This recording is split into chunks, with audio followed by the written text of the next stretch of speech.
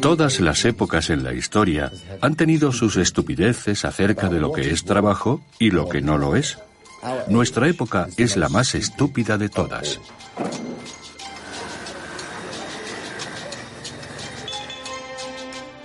Usamos tecnología digital para reforzar los mismos sesgos extractivos y automatizadores del industrialismo, pero ahora lo hacemos con esteroides digitales.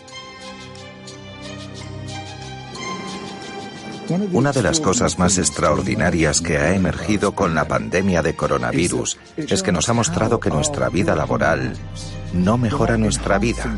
Al contrario, reprime a la persona que querríamos ser.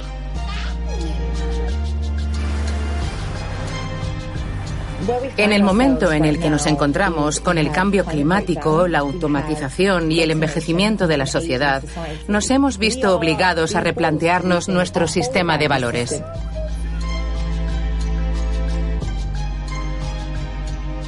Pocos dicen en su lecho de muerte, ojalá hubiera pasado más tiempo en la oficina.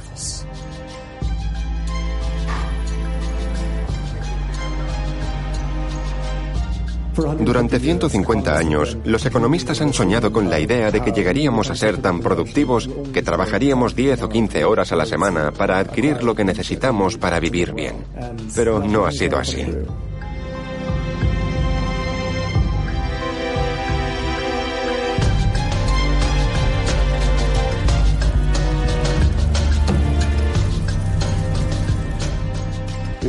Si nos remontamos a nuestro pasado de cazadores-recolectores, descubrimos que entonces trabajábamos 2 horas, 3 horas al día, y ni siquiera era trabajo. Hacíamos cosas durante 2 o 3 horas al día que nos permitían sobrevivir y que formaban parte de nuestra vida cultural. Probablemente nos encantaban y disfrutábamos cazando y recolectando. Después de todo es lo que hace la gente cuando tiene tiempo libre y dinero. Los ricos van a cazar y a recolectar. El 5 de noviembre del año 1217, 2 cartas constitucionales fueron selladas en San Pablo por el rey, que tenía 10 años. Una era la Carta Magna y la otra la Carta del Bosque. La Carta del Bosque fue la primera carta medioambiental, la primera carta que reconocía el derecho de todos a la subsistencia y a acceder a las materias primas que les permitieran trabajar. Y fue una legislación muy subversiva. Decía, estos derechos serán para siempre.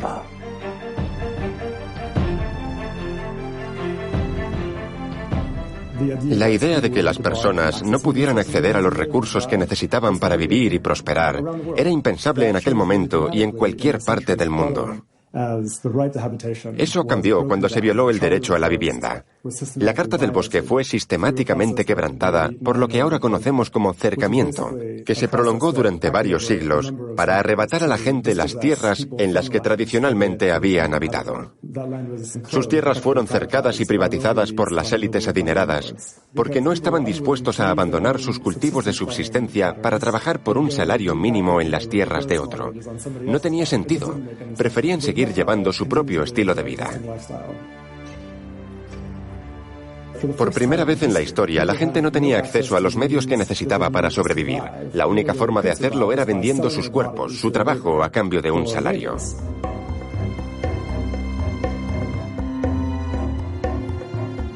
El trabajo en sí mismo, el empleo, es algo bastante reciente. Los seres humanos solían crear cosas que intercambiaban y vendían. Cuando dejaron de canjearlas porque se volvió complicado, apareció el dinero de mercado, que era casi como fichas de póker que se emitían por la mañana y podían caducar al final del día, pero que les permitía intercambiar productos. Entonces fue cuando apareció la clase media.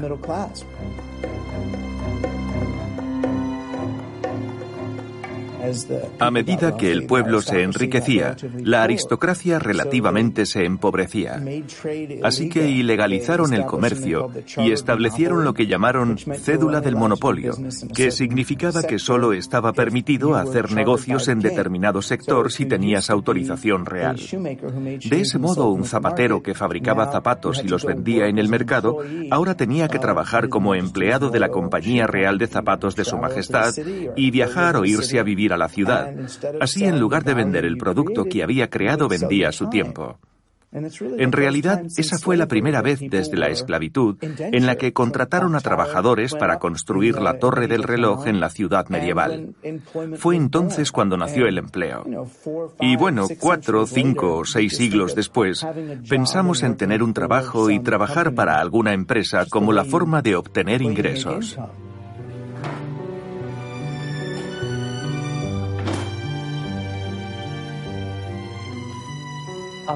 Yo había trabajado en pubs, cafés y restaurantes. No era algo que me gustara especialmente, así que pensé en hacerme comadrona. Eso me motivaba. Me formaría y después cuidaría de las mamás y de los bebés. Mi primer trabajo fue en la sección de cardiología y enseguida empecé a hacer turnos de 12 horas. Entrábamos a las 7 de la mañana y trabajábamos hasta las 9. Yo tenía 12 pacientes a mi cargo. Era mucho trabajo, aunque tenía ayuda. No me ocupaba sola de todos. Pero el trabajo de una enfermera cualificada es de gran responsabilidad. Recuerdo el caso de un hombre joven que empeoraba poco a poco. Nosotras teníamos que cuidarle y explicar a los familiares que no estaba bien, y ellos escuchaban, pero él no se recuperaba. Yo creo que el trabajo de enfermera agota. Todo tiene un límite, y cuando llega ese momento tienes que pedir ayuda. Lamentablemente, el hombre sufrió un paro cardíaco, y entonces solo estábamos los dos en el mundo. Es muy, muy duro. Esa fue la primera vez que tuve que dar malas noticias. Nunca olvidaré cuando su esposa entró en la habitación con sus hijos y tuve que decirles que había muerto.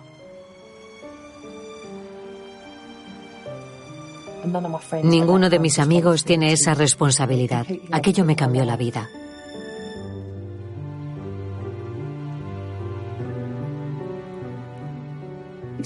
Inevitablemente, empiezas a dudar de ti misma y te preguntas, ¿aún soy capaz de hacer este trabajo?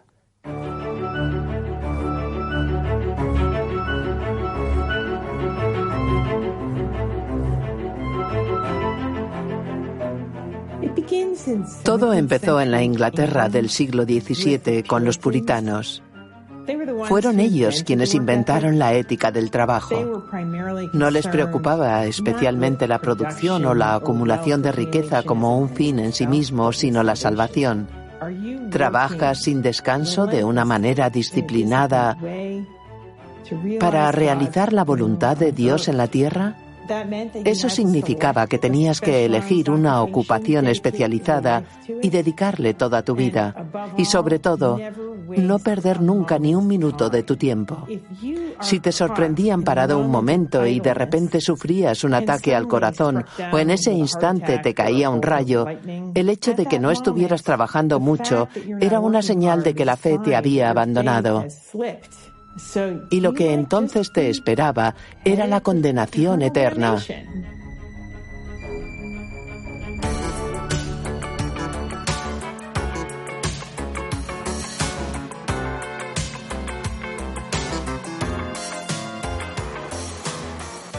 Bueno, era como un sueño. Era la época de Dinastía y Dallas. Yo veía los aviones aterrizando en el aeropuerto de Manchester y pensaba, me voy a Estados Unidos. Subí a un avión y me mudé a Estados Unidos para aprenderlo todo sobre los negocios. Allí todo es más grande, mejor, ganar más y más. En Estados Unidos todo el mundo dice, oye, esa persona tiene una ética de trabajo increíble. Y eso básicamente se traduce en que trabaja todas las horas que Dios manda y en que no tiene vida personal fuera del trabajo.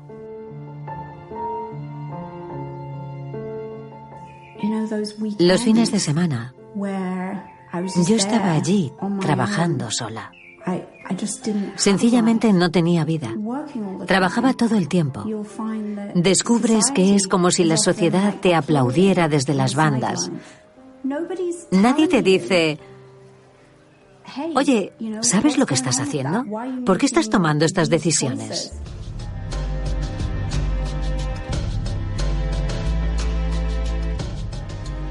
Cuando apareció el capitalismo industrial, se produjo un cambio total de modelo. Cada vez más personas se vieron obligadas a depender exclusivamente del trabajo asalariado. El proceso del cercamiento les arrebató sus tierras y a menudo tuvieron que alejarse físicamente de ellas, ya que fueron llevados a los suburbios de las áreas urbanas emergentes. Se volvieron dependientes del trabajo asalariado, y eso se convirtió en un modelo en el que la relación laboral estándar significaba que las personas fichaban al entrar y al salir en bloques de tiempo.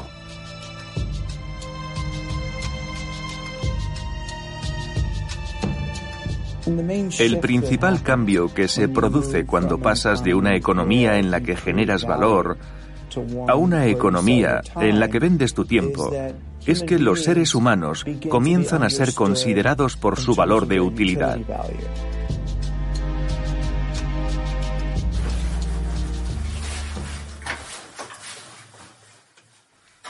Yo era gerente de estrategia de un gran banco minorista y corporativo. Podía llegar a la oficina a las 7 o 7:30 y salía alrededor de las 7:30, 8. Las jornadas de 12 horas eran la norma. La respuesta empresarial era muy negativa y eso afectaba a mi autoestima, a pesar de que pensaba que hacía un buen trabajo. Y básicamente, eso hizo que me volviera más y más paranoico y tuviera más estrés y ansiedad, hasta que un día me senté en mi escritorio y perdí la vista.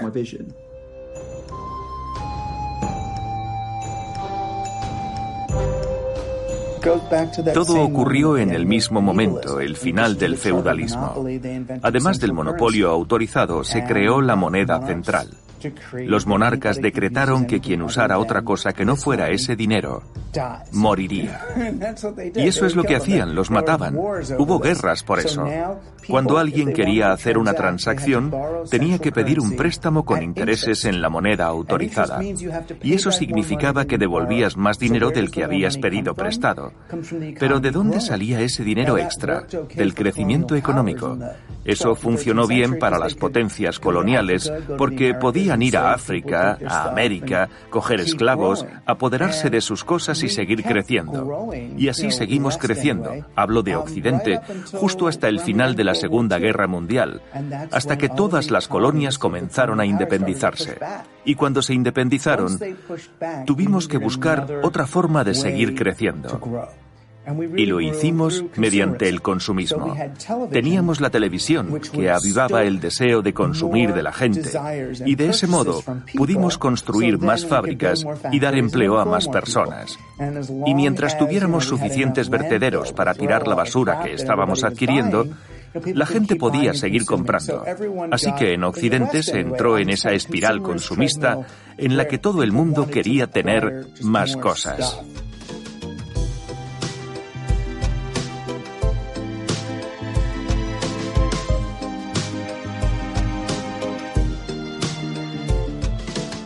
Pero en ese periodo de tiempo increíblemente breve, entre la década de 1940 y la actualidad, nos hemos transformado en seres completamente diferentes, con un conjunto de aspiraciones totalmente nuevo, que supuestamente deberían llenar un vacío en nuestras vidas. El vacío que dejó la desaparición de la comunidad, el alejamiento de la naturaleza, el olvido de nosotros mismos, la alienación de nosotros mismos. Esta alienación, en parte, se origina en nuestra visión consumista del mundo. El consumismo es la ideología invisible que rodea y define nuestras vidas. Es la sopa de plástico en la que nadamos, porque nadamos en ella aunque no la veamos. No la reconocemos como una ideología, no somos conscientes de que es una ideología construida.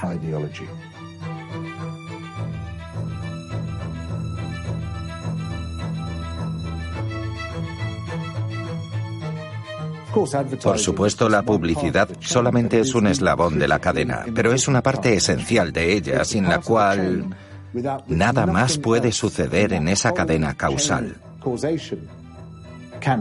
Y lo que hace la publicidad es actuar como catalizador de una economía que extrae recursos de un agujero del suelo en un extremo del mundo, los transporta a varios miles de kilómetros, los lleva a las personas que los usarán durante unas horas, unos minutos o unos segundos, y luego los tira a un agujero en este otro lado del mundo. Básicamente así es como funciona la economía, y no podría ser de otra manera sin la publicidad. Arrojando toda esa basura electrónica inútil, todo ese plástico y ese metal de nuestras vidas, en ese gran abismo que se abre en nuestras vidas, estamos destruyendo nuestro propio sistema de soporte vital, la integridad completa del planeta que nos da la vida y que nos permite sobrevivir. Y así, lo que comenzó como un proyecto para vender más cosas, ha terminado convirtiéndose en un proyecto para destruir a la humanidad y a las demás especies con las que compartimos el planeta.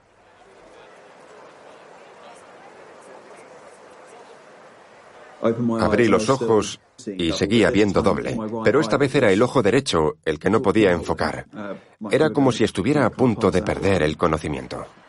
Fui al hospital y me dijeron, esto lo ha causado el estrés y deberías poner una solución, porque solo puede ir a peor y ya es bastante grave. Yo pensé, vale, ¿y si hablo con mi jefe y le digo, oye, en realidad yo no soy así? Lo que más me impresionó fue que en lugar de ser receptivos y comprender cómo había llegado a esa situación tan grave, su respuesta fue, bueno, no queremos en nuestro equipo a nadie que no desee estar aquí o que pensemos que no es capaz de hacer el trabajo.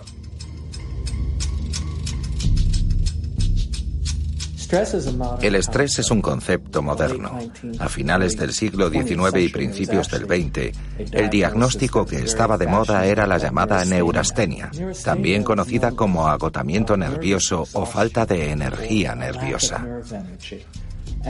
Existían tratamientos realmente estrafalarios, como conectar electrodos al paciente para recargar sus nervios, lo que también se llamaba cura de reposo. El término moderno no apareció hasta la década de 1980. La expresión estoy estresado no entró en nuestro lenguaje hasta principios de los 80, lo cual es interesante porque fue entonces cuando comenzaron las políticas económicas neoliberales de Margaret Thatcher y Ronald Reagan. Es un buen retrato de nuestra economía capitalista moderna y como individuos tenemos que aprender a adaptarnos a ella.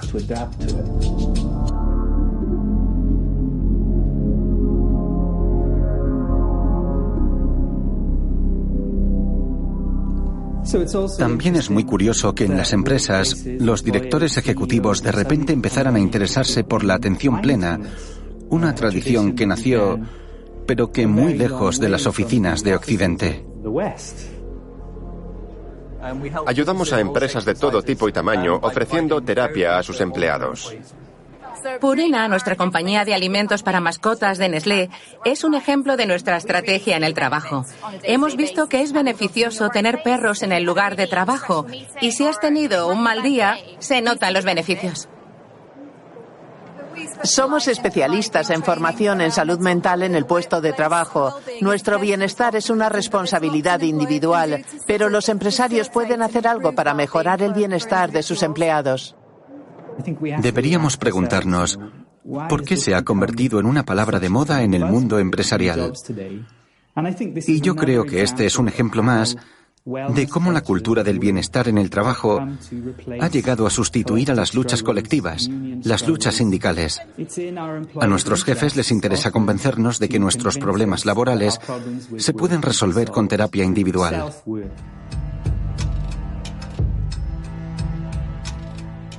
El tiempo es dinero. Esa frase que tantas veces repetimos a comienzos del siglo XXI, en realidad la pronunció Benjamin Franklin hace 250 años, en el amanecer de la era industrial. La idea es que cuanto más rápido eres, más dinero puedes ganar. Primero conquistó los lugares de trabajo y producción, pero con el tiempo ha impregnado todo lo que hacemos. Y así hemos terminado intentando hacer más en menos tiempo y en cada momento del día. En el lugar de trabajo o en casa con nuestros hijos, cuando se supone que deberíamos jugar. Cada momento es una carrera contra el reloj. Muy bien, ¿tenéis más preguntas? ¿Algún otro plan para el día? El trabajo se apoderó por completo de mi vida. Trabajas de 7 a 9, haces turnos mixtos de días y de noches, de mañanas y de noches, y vuelves a casa el domingo por la mañana. Duermes 2 o 3 horas, lo suficiente para pasar el día. Metes a los niños en la cama y luego desapareces. Y después vuelves al trabajo el lunes. Terminas acostumbrándote a los turnos. El mundo de la enfermería ha sido siempre así. Y cuando recibes tu sueldo piensas que debería haber algo más por la cantidad de horas que has hecho y por tu entrega.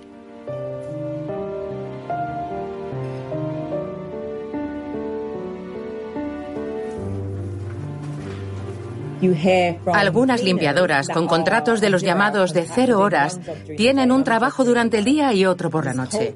Esta cultura del exceso de trabajo y del agotamiento laboral no existe solo en una empresa, en un sector. Se ha convertido en la norma.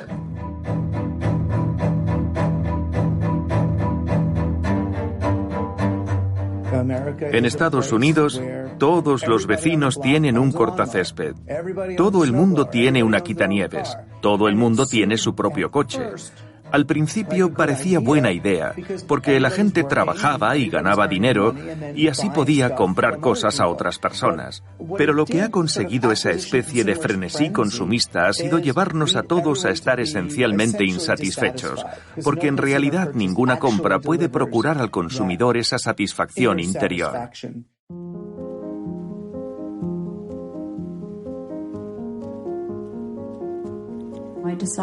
Decidí crear mi propia empresa, mi propia marca de complementos de moda. Nunca me paré a pensar por qué estaba haciendo lo que hacía. Yo me sentía obligada a trabajar cada vez más y más. La gente se refiere a ello como adicción al trabajo. ¿Pero sabe realmente cómo es esa experiencia? Yo no podía parar. No me daba cuenta de que me estaba destruyendo a mí misma. Porque estaba enfermando. Nunca me recuperé.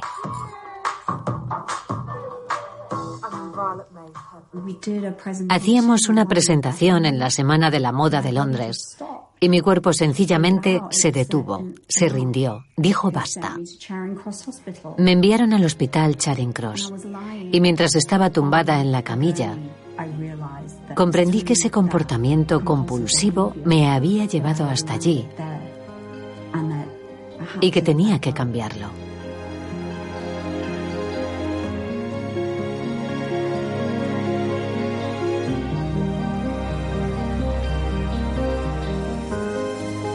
Ahora vivimos en un mundo en el que incluso cuando salimos del trabajo nos llevamos con nosotros ese apetito voraz de hacer más y más.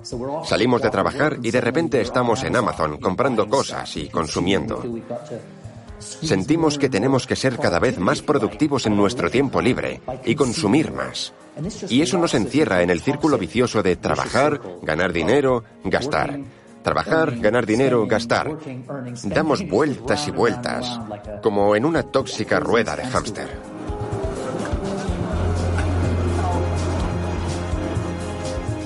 Si tienes que revisar tu correo electrónico para responder a los clientes o hacer lo que tu jefe quiere que hagas, estupendo. Pero vuelves a casa y escribes más correos electrónicos. Así que estamos trabajando todo el tiempo. Trabajamos en el trabajo y trabajamos en vez de jugar y de vivir. Y eso conduce a la locura.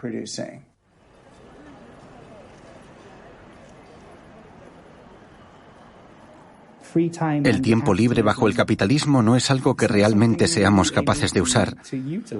A menudo hacemos un trabajo simplemente para obtener ingresos, un trabajo que puede ser alienante, agotador. Y al llegar a casa no nos queda energía. Y hay mucho que hacer. Dar de comer a los niños, acostarlos, hacer la compra. El trabajo tiene ese efecto colonizador sobre nuestro tiempo libre.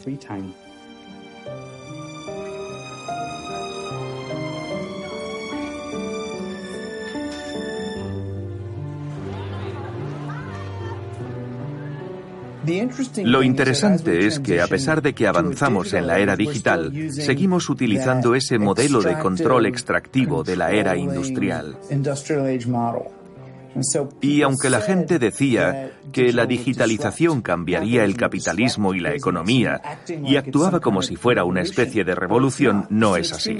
Es un movimiento reaccionario en el que usamos la tecnología digital para reforzar el mismo tipo de sesgos extractivos y automatizadores del industrialismo, solo que ahora lo hacemos con esteroides digitales. Ahora he vuelto a vivir en casa de mis padres, con mi madre. Supongo que volver a estar en la misma situación que cuando tenía 18 años puede considerarse un gran retroceso, porque creo que mucha gente envidiaría lo que yo ganaba.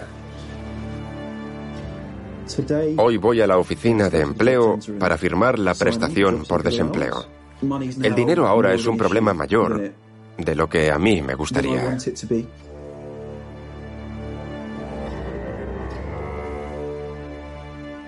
He pasado gran parte de mi carrera analizando el mundo laboral.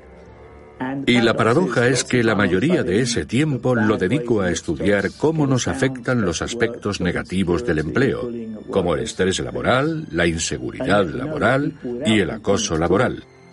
Y a menudo la salud mental de las personas sin trabajo es peor que la de la mayoría de la gente que lo tiene.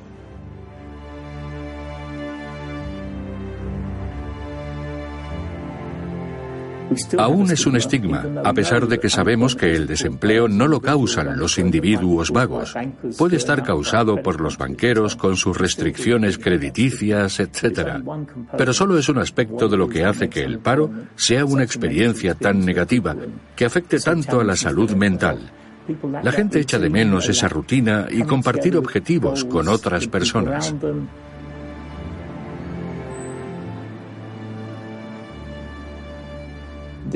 Hay muchos estudios que así lo demuestran. Yo creo que es de sentido común que el desempleo resulte una experiencia deprimente para la mayoría de la gente. Te priva de un salario.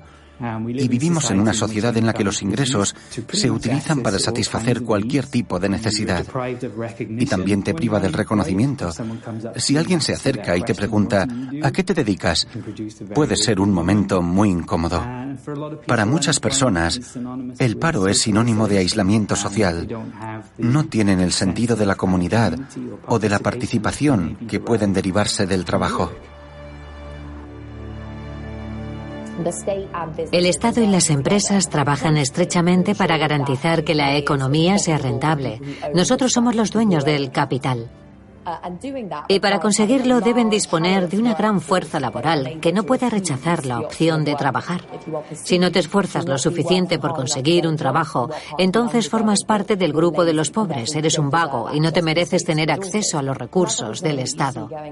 Eso comenzó a pasar hace unos siglos, cuando había asilos para pobres y personas consideradas perezosas a las que obligaban a trabajar en unas condiciones penosas.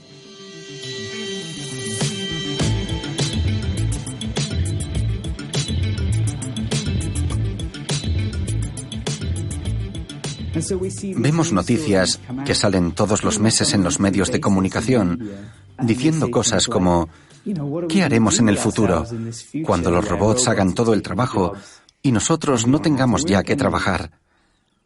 Cuando escucho eso, pienso, bueno, no seremos tan afortunados, porque en realidad el principal objetivo de la automatización no es que tengamos más tiempo libre. El objetivo es hacer que la producción sea más eficiente para que las empresas obtengan mayores beneficios. Las empresas se benefician reemplazando a los trabajadores humanos por máquinas, porque éstas no necesitan descansos ni están sindicadas. La razón por la que no vemos que la automatización se traduzca en una reducción drástica de las horas de trabajo es porque ese no es su principal objetivo.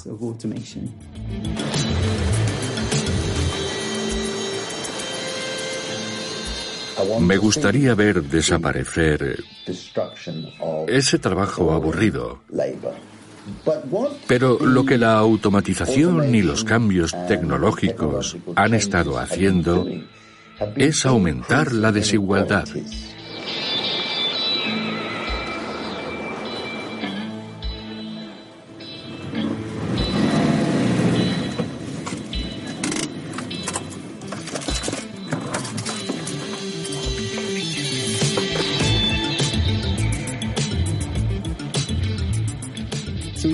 Hablamos de un problema de exceso de trabajo, pero no es solo un problema cultural, una especie de adicción al trabajo o un lavado de cerebro ideológico para que la gente se obsesione con el trabajo. Esto es un problema económico.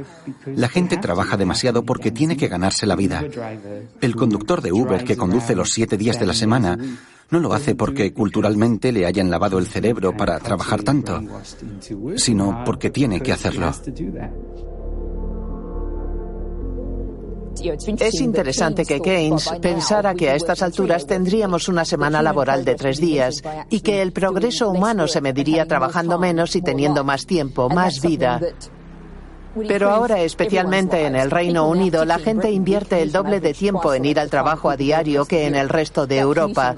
Esos desplazamientos en automóvil o en otros medios de transporte suponen un coste muy alto en carbono y un gran impacto. Reducir la semana laboral tendría un impacto positivo en el clima y permitiría mejorar el aspecto humano. Pocos dicen en su lecho de muerte, ojalá hubiera pasado más tiempo en la oficina.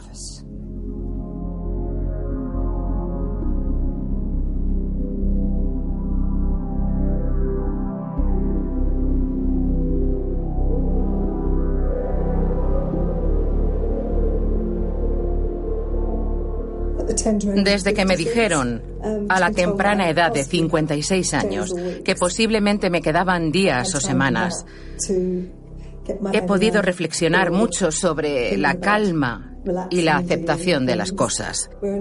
Ahora vivimos en una sociedad en la que tener un trabajo es mucho más importante que disfrutar de tu tiempo. Y ese tiempo nunca lo recuperas, sobre todo con los niños, que crecen muy deprisa y cambian muy rápido, y te pierdes momentos cruciales. Simplemente te pierdes lo más importante. Cuando ves a esas mujeres tan guapas y elegantemente vestidas con tanta prisa, significa que están muy ocupadas, que lo importante es ganar dinero sin vivir. No puedo hacer esto, según ellas, porque tengo una cita de trabajo, una fecha de entrega o preparar una reunión. Es una situación imposible. Creo que la gente no se da cuenta hasta que es tarde.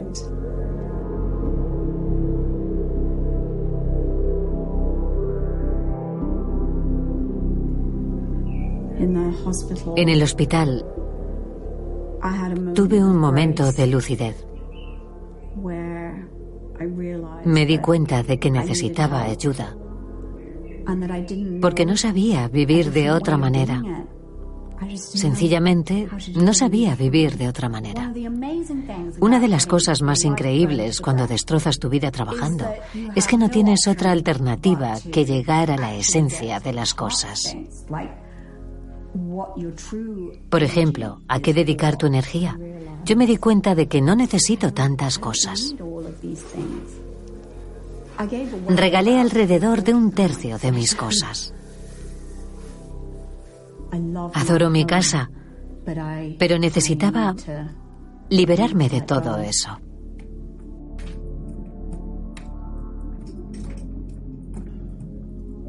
La gente está muy preocupada por el desempleo tecnológico, por la idea de que las tecnologías de la automatización reemplazarán a los trabajadores humanos en ciertas áreas del mercado laboral.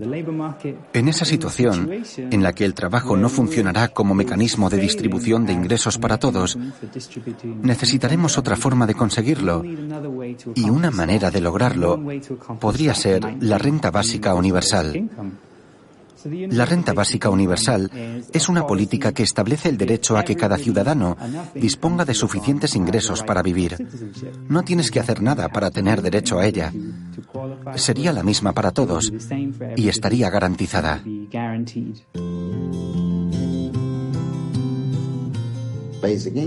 La renta básica nos permitirá a cualquiera de nosotros tomar decisiones sobre qué formas de trabajo, de ocio y esparcimiento desarrollamos. Yo podré dedicar más tiempo a cuidar a mi abuela anciana, por ejemplo. Podré dedicar más tiempo a cuidar de mi hijo pequeño y pasar más tiempo ayudándole con sus estudios y demás. Uno de los beneficios de la renta básica universal es que nos libera de la presión económica que tenemos cuando tomamos decisiones sobre dónde trabajar y cuánto trabajar. Con el respaldo de la seguridad económica, podríamos tomar esas decisiones de una manera más autónoma y racional. Recientemente hemos constatado en algunas investigaciones qué sucede cuando la gente trabaja menos horas. Y efectivamente hemos podido comprobar que la salud mental de las personas sin empleo es peor. El trabajo une, proporciona una rutina, ofrece experiencias valiosas y evita que nos preocupemos demasiado. Son muchos efectos positivos, pero eso se puede conseguir trabajando un día a la semana. A partir de ahí, no parece haber ninguna diferencia. El trabajo no beneficia, pero tampoco perjudica hasta las 40 horas semanales. Eso nos da una imagen positiva de cómo podría ser el futuro si tuviéramos voluntad política para llegar a eso.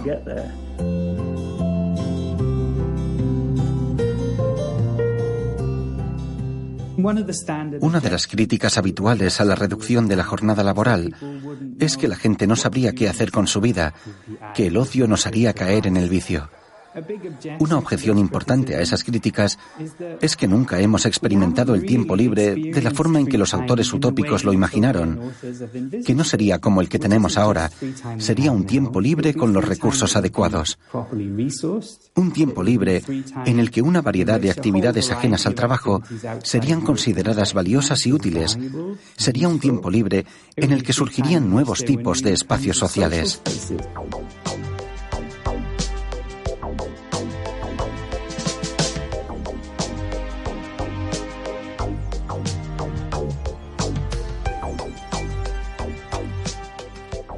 Ahora estamos programados y entrenados para dedicar nuestro tiempo libre a actividades de consumo. Vamos de compras o de vacaciones a los lugares que se anuncian en el metro. Y será crucial que, a medida que avancemos hacia una sociedad más orientada al ocio, reconsideremos qué es el ocio. Puede que implique hacer más cosas por nosotros mismos. Aprender a limpiar nuestras casas, a cocinar, a cultivar un huerto, a arreglar los muebles o incluso hacer nuestros propios muebles, cosas así. Creo que es muy importante que existan unos servicios básicos universales. Por ejemplo, un nuevo sistema universal gratuito de cuidados infantiles. Imaginemos que también tuviéramos viviendas muy baratas, energías renovables, transporte público y wifi. Todo ello muy asequible o incluso gratis. Ese es el tipo de cosas que hacen que la gente pueda vivir con seguridad y que no se vea obligada a trabajar tantas horas como ahora. El tiempo para pensar es uno de los ingredientes más esenciales de la libertad. Si consideramos el tiempo libre de esta manera, entonces podríamos verlo como una cuestión de justicia distributiva. Igual que vemos el dinero como un asunto de justicia distributiva. Los gobiernos quizá deberían empezar a pensar en introducir políticas para que todo el mundo reciba su parte equitativa.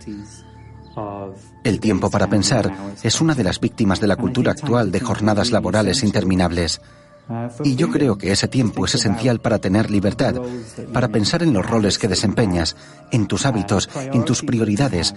¿Son tus prioridades? ¿Las heredaste de algún sitio sin tiempo para pensar? La verdad, no tenemos tiempo para reflexionar sobre estas cosas.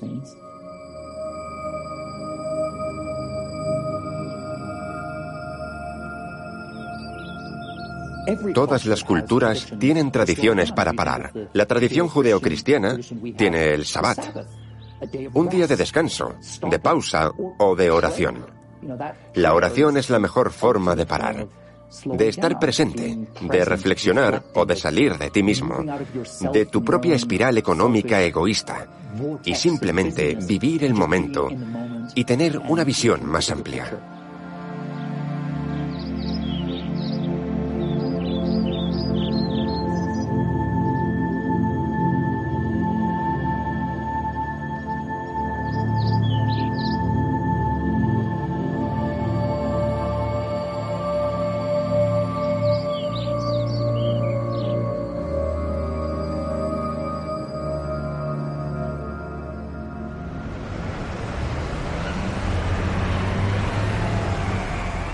Si nos preguntamos cómo hemos llegado hasta aquí, un factor importante del que no se habla lo suficiente son algunos de los instrumentos y parámetros económicos con los que medimos lo bien que nos va como sociedad. Y por supuesto, uno de ellos es el PIB, el Producto Interior Bruto, que solo es el resultado de sumar todo lo que producimos. Y eso puede incluir armas, por ejemplo, y también las principales formas en que contaminamos el medio ambiente. No es un indicador de éxito, ni es un indicador del bienestar y la felicidad de la sociedad. No es un indicador de la salud de la población o de la pobreza infantil. De hecho, excluye todos esos elementos de la ecuación y lo agrava más porque trata a las personas como robots. Producid, producid. Y cuando vivimos en una sociedad que envejece, en la que debemos cuidar a las personas, ¿qué es la productividad? ¿Que cada día haya más ancianos y les dediquemos menos tiempo? Eso deshumaniza completamente nuestra economía, que ahora mismo está impulsada por un objetivo que nos hace sentir mal.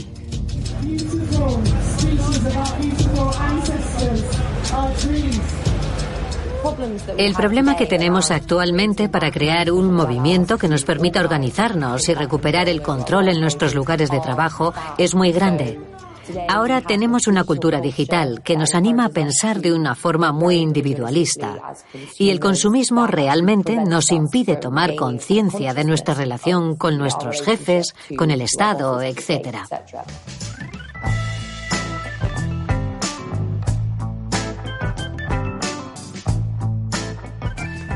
Si vivieras en el sur de Estados Unidos en las décadas de 1940 y 50 y quisieras acabar con el racismo, por supuesto no serviría de nada que te quedaras en casa y no fueras racista.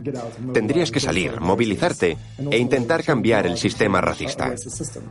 No basta con modificar nuestro comportamiento individual. Tenemos que organizarnos para un tipo de sistema diferente. Eso será imperativo. Los países que han tenido éxito reduciendo la jornada laboral no lo hicieron confiando en la elección individual. Lo consiguieron mediante la negociación colectiva. Los grandes sindicatos luchan para que cada año, además de un pequeño aumento de sueldo, se disminuya unos minutos la jornada laboral. Con ese tipo de acciones colectivas como sociedad es como podremos reducir la jornada laboral para que beneficie a todos, no a unos pocos.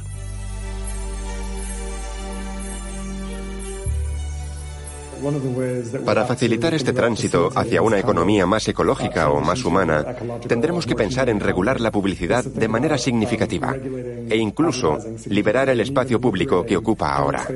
Puede parecer una locura, pero se ha probado en varias ciudades del mundo con efectos increíbles. La industria de la publicidad absorbe la energía creativa de muchas personas con fines nefastos. Hay que liberar a los artistas de la necesidad de trabajar para esas empresas y permitirles crear un arte más humano y productivo para todos.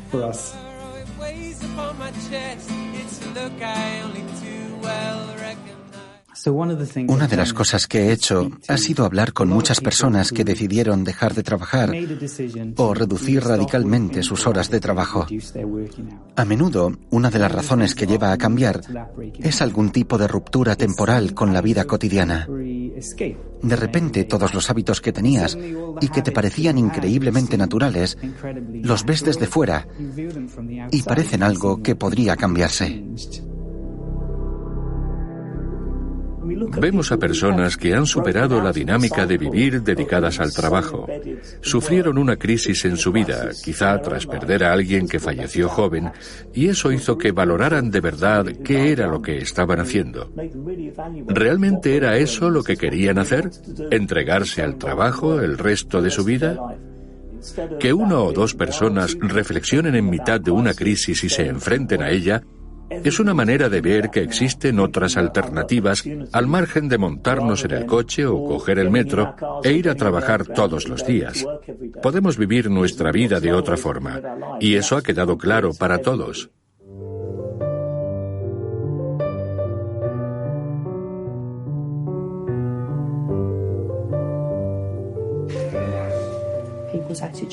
La actitud de la gente hacia nosotras, las enfermeras, ha cambiado.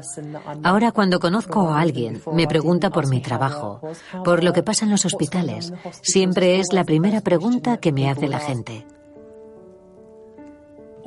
De repente nuestro trabajo es objeto de atención. Creo que nadie entendía realmente lo que hacíamos en los hospitales. Y el COVID cambió nuestra vida laboral.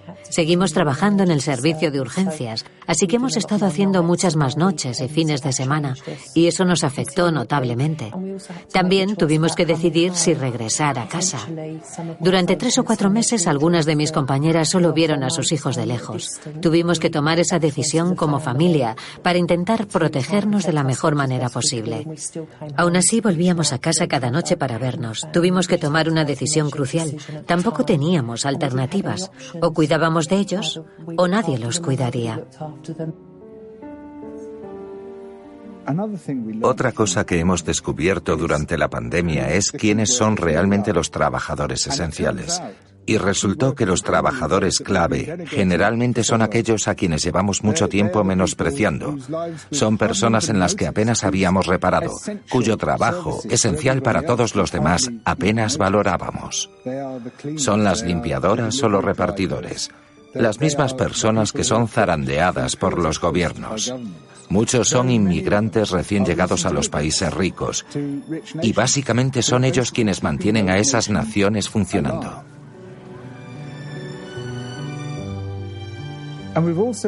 También hemos descubierto que muchos de los trabajos que creíamos que eran esenciales en realidad no lo son. No son tan importantes para nuestro bienestar y para que el país siga funcionando. Hemos estado dando valor a los trabajos equivocados.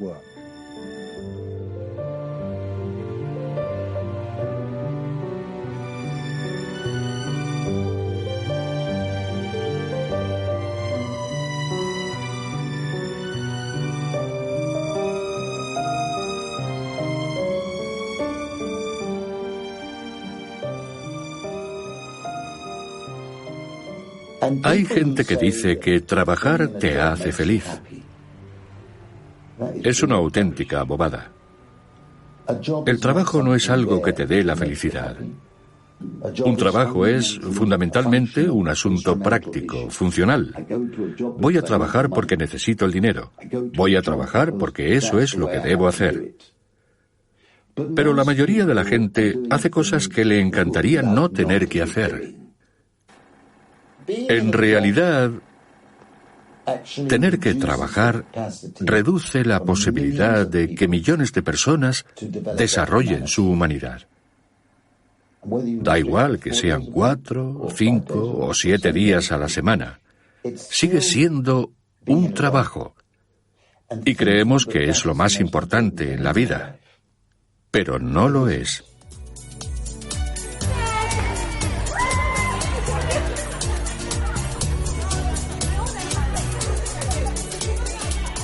En los últimos 40 años, hemos olvidado que somos animales sociales. Nos sentimos mejor estando juntos, cuando nos conocemos y conocemos a nuestros vecinos. Y a ese mundo deberíamos aspirar. Pero la única forma de hacer eso es teniendo más tiempo para estar juntos y que podamos compartir más espacios comunitarios y más recursos públicos para poder establecer esa conexión humana.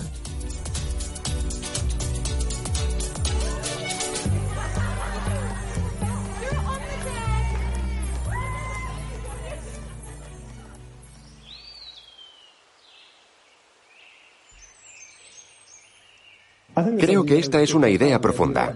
Podemos reducir la actividad económica en conjunto y al mismo tiempo ampliar nuestro acceso a los bienes sociales y vivir una vida mejor de la que tenemos ahora, una vida más rica, y a la vez abordar el problema del colapso ecológico.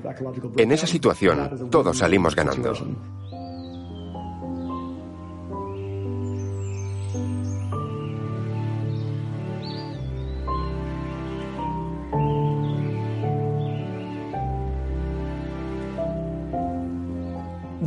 La forma más fácil de salir de esa rueda es intentar no esforzarse por nada. La mayoría de las cosas que hagas intenta hacerlas por tu propio bien. Si lo haces por otra razón, nunca llegarás a ninguna parte. Porque no hay ningún sitio al que llegar, solo pensar, vale, ahora mismo estoy vivo.